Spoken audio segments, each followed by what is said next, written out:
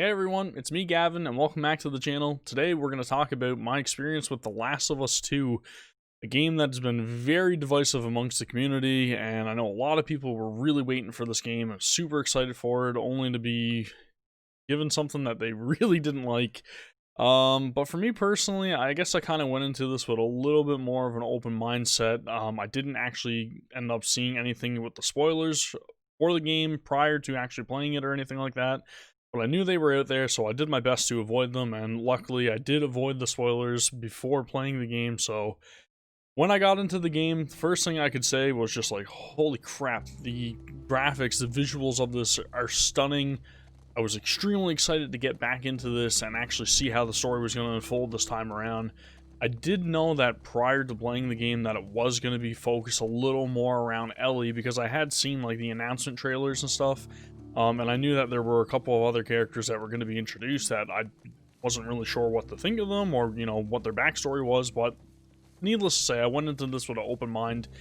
And yeah, so I started playing the game and I was like, okay, awesome. We're getting a little bit more backstory. I was really anxious to see if, Ellie was going to end up finding out about, the events of the past game, which I'm not going to spoil or anything, but I was very,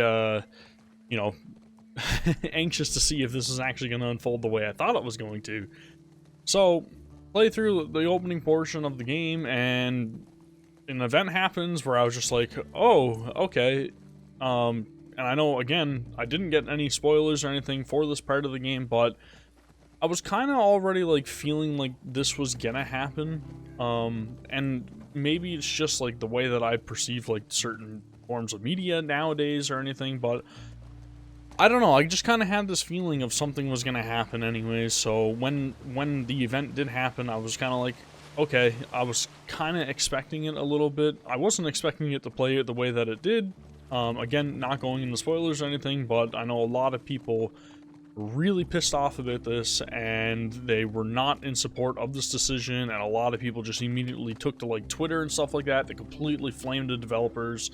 But at the same time, like, it's nobody's fault, especially not a voice actress's fault for, what happens in the game, which I did see a lot of hate being thrown at a certain voice actress, and it's just like, come on guys, it's not their fault. They are literally just voicing a character, but at the same time, I do understand why people were pissed off at this choice. But for me personally, I kind of seen it coming a little bit off. I don't know, maybe I had some sort of foresight or whatever you want to call it, but I kind of felt like something was going to happen. Again, really not overly surprised by the choice that the director decided to go with, Neil Druckmann. But, it was supposed to add a little bit more oomph, I guess, to the story or whatever, but a little bit more weight or impact. For me personally, I felt like maybe that scene could have been placed at a further along part in the story, and I think it would have had a lot more impact that way. Again, I don't really know if that would actually be a great choice considering how fans took the choice that they made, but anywho, it's really hard to dance around this topic without actually diving into the spoilers, but yeah. We'll leave that out, but we'll go with this anyways. The game does force you to play as a new character pretty much the entire, like, half of the game, and that I felt was an odd choice to me. Like, I feel like that character's story could have been summarized almost within, like, let's say one chapter of the game. And I know that we got, like, the vast majority of that character's story within the first chapter of playing as that character. So I feel like maybe they shouldn't have spent so much time, trying to make us have an emotional attachment to a character that, needless to say, we're not really invested in. And I feel like a lot of the audience are similar to myself and not really wanting to be invested in this character. So I felt like it was kind of like forced upon us a little bit, and that is pretty much what I can say in terms of the story, without going into spoilers too much. I just really found that a very odd choice, and again, something that maybe could have been positioned a little bit different in the overall story. Like, maybe if they got us to play that first chapter as that character at the beginning of the game, before getting back into, like, Ellie and Joel's story, and then playing that out, afterwards. I think that maybe that may have been structured a little bit differently. But again, my overall enjoyment with the story, I did like it. I like to see a lot of the things that were happening with Ellie and Joel, and this new character or whatever. I understand the reasoning behind making us play through it, and again, just making us be a little bit more invested in their role. But at the same time, I felt like maybe it was a little bit more force-fed towards, hey, like this character, or at least, have some sort of emotional connection with this character. And then maybe, everything, without, again, spoiling anything, going into the ending would have been more, like, impactful, I guess. But, for me personally, I really wasn't a huge fan of it. But the story itself, I do like it. I do understand what they were going for. The visuals in this game, again, fantastic. Getting back into the combat, it's not really anything overly different from the original Last of Us. So if you enjoyed the combat in The Last of Us, and you're gonna enjoy it again here, the crafting system's brought back again. There are a few little like tweaks to the mechanics, like you can go in the prone position and everything now, and there were a couple of other like little small things and a couple of different like weapons and stuff that you could use or utilize this time around. I do feel like one character's loadout was significantly more advantageous than the other character's loadout. So that was a little bit of an odd choice to me. And even like whatever you want to consider like their end weapon or whatever, for one character, their end weapon was severely underpowered compared to the other. But again, odd choice. Combat, pretty much the same.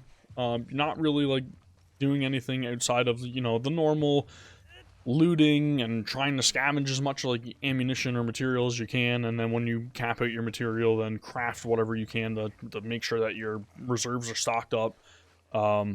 It's the standard tried and true The Last of Us 2 mechanics. So the combat for me got a little bit stale this time around, and I think it's just mainly because of like the overall story of the game, which for me I think fringed upon like 30 hours or so. But playing 30 hours of the same thing, I did have to take a lot of like periodic breaks. I mean, I did not play through this game as much as I played through The Last of Us 1 for like the overall duration of like a single playthrough, you know what I mean? How can I word that a little bit better? So the times that I would sit down to play The Last of Us, the original game, would have been like 8-hour periods, I guess, of time in a single like sitting. But for The Last of Us 2, I couldn't really like get myself outside of like 4-hour stretches of like playing. So I'd play for like 4 hours, then I'd have to put the game down and then play for another like 4 hours. And I know a lot of like other reviewers and everything like chalked this up to being like, oh, the game is very violent, and I couldn't really tolerate so many like hours of violence, and I kind of had to like take a break from it all. To me personally, it's just I don't know. It's not so much like the violent aspect. It's just I couldn't really handle much more of a 4-hour stretch of the game. So I did play this game in like chunks, so different like sittings, and through it like a week or more of playing the game. But at the same time, like it's not just because of like the level of violence or anything in the game. It's just the combat kind of gets a little bit stale, and just the gameplay overall is very expected, I guess. It's repetitive. Like, you do the same things. You scavenge, you craft, you kill enemies, whether it be human characters or whether it be, the infected. It's pretty much the same thing throughout the entirety of the game. And then, you get the sections that are just like exploratory lulls, I guess, so there are a lot of like really neat environments to see here and everything with this game. But again, overall, the game to me, I don't know if I'd really be able to like classify it as much of a masterpiece as like I deemed The Last of Us 1. So Last of Us 1 for me was just like one of those experiences where I didn't really want to put it down, like I got to see like what was happening in the story, and I was really eager to like see how the events were going to play out. Whereas The Last of Us 2 was like, okay, playing the game, kind of understand what's going on here, I know what they're going for, I don't really know if I like 100% appreciate what they're trying for, or, you know, agree with it. But at the same time, I'm going to play through it because I really do like the franchise, and I'm interested to see where the story is actually going to end. And yeah, that's pretty much like the overall like feel that I got with The Last of Us 2 this time around. Music, again, still very good compositions. There's a lot more heavy emphasis this time around like the guitar playing, I guess, because there's actually like a guitar mini game, and I've seen a lot of cool videos of people like making their own songs, or even what was it, Mark Hoppus playing like Blink-182 songs. There's some pretty cool stuff that you can actually do with that little mini game or feature in the game, I guess. But there was a lot of like sections that were kind of, you know, really focused on the music of the game. And again, the music is great, and it's not really like, I guess, everybody's style of music, so it's kind of like, if you like it, you like it. If you don't, you don't. But at the same time, overall, the game itself to me was really good. I wouldn't be able to give it like a 10 out of 10 rating or anything, but I'd say that The Last of Us 2 for me personally was roughly about a 7 out of 10, I'd say. That would be what I would score this game. Just because I feel like it could have been structured a little bit better. I feel like maybe the story could have been a little bit more impactful, and I really wish they didn't force you to play as a certain character for like one half of the game. Again, I really can't wait to see where the story's going to go from here, because I am fully expecting The Last of Us 3 to eventually come out, maybe on the PS5 or something.